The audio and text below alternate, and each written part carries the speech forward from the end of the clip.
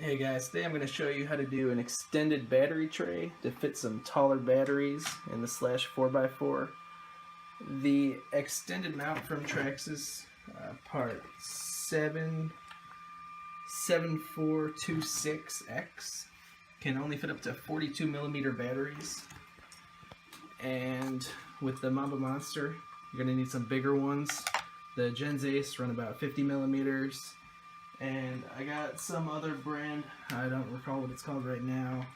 They're at about 45. So when I'm running 4-cell, I need them to fit. And I'm sure a lot of you guys have that same problem. And I wanted to avoid doing Velcro straps because I didn't want to cut through the chassis and weaken it at all. So what we decided to do was buy two of the, once again, 7426X extended battery tray kits. They're only like $8 or $9 each, and we cut the bottom off of one of the pieces and then the top off the other, basically just leaving this little section left when we cut it off the first time, and that's what we got this from. And then we saved the bottom from the other one and left a little bit of middle ground from each, so that when we bolt them together, it's just going to be a couple millimeters taller. We did that for the front and back. One thing you got to be careful of is making sure that you get the holes all the way through. So thread the screws in there. A little bit of plastic pops up. You got to cut off to make sure it'll thread all the way through. I'm going to put these on the car.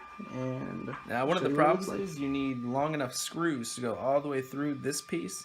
It's mainly an issue on the back because there's a plastic riser, that little gray part, which isn't on the front. So your screws aren't going to reach all the way from the bottom of the car to securely up here. If you have screws that are long enough, then go for it. I'm jealous.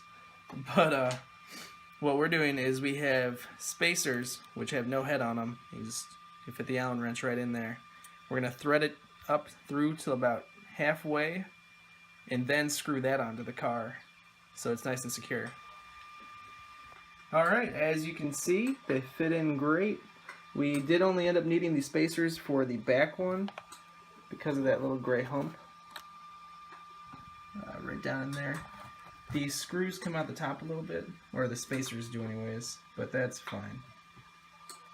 Stronger if anything.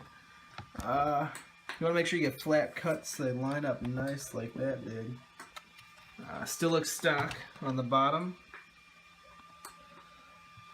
so we ended up using those flathead screws. So I'm going to grab a battery and show you what this looks like.